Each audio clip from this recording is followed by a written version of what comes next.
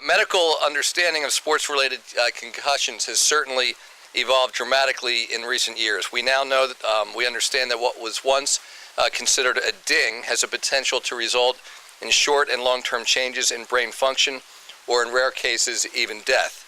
We now know there is no such thing as a minor brain injury.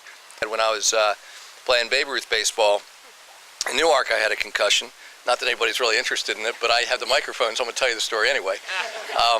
I was on second base. A guy hit a single, and as I was rounding third, my helmet actually came off. We didn't have straps back then. And as I was sliding into home plate, one of the toughest guys I ever knew. There were two twins I went to school with. He was a catcher on the other team. I was sliding. He put his helmet into my chest, and my head went like that. Now, this law will require the rules for schools regarding coaches and student athletes. So those who show signs of a concussion receive the necessary medical attention to recognize it and to treat it. It requires mandatory concussion training for all interscholastic coaches and awareness training for parents and athletes. And it sets some rules around written medical clearance before returning to play. It was time to really tighten it, to really get it into code, to really improve our regulations. And that's what this legislation did with my co-sponsors who are here behind me today, and my joint sponsor in the House, Representative Walker, and Senator Joe Booth in the Senate. Really was increasing the education for parents with a one-page simple tool that will be added to the DIA form. Those of us who are parents with children, we know the DIA form is a little extensive, but a little more education for guardians or parents is going to be quite helpful. I know a few years back I had that experience. My own son had a spinal concussion playing football, was air medevaced with no spinal movement to Johns Hopkins trauma unit. It was pretty scary experience when you have that occur.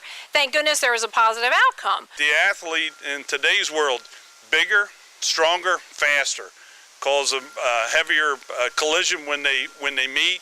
I think the NFL recognizes that and is working on some of their rules each and every year as we are on the high school levels. Commissioner Roger Goodell likes to say at the NFL that we are changing the culture of football as it relates to head injuries.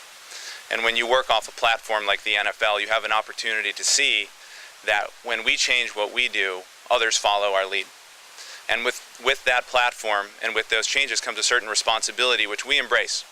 And that responsibility is to educate others, to teach others what we've learned, and to advocate for change across the country. And that's what the NFL is trying to do, and that's why we're so pleased to be here at the signing of this law. Of course, one of our biggest concerns is the injury factor.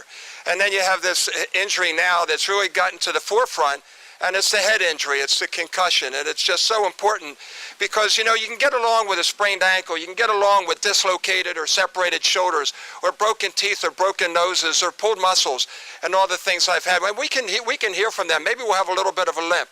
But in order to compete anymore in society and in the world, you can't have a limp in the brain.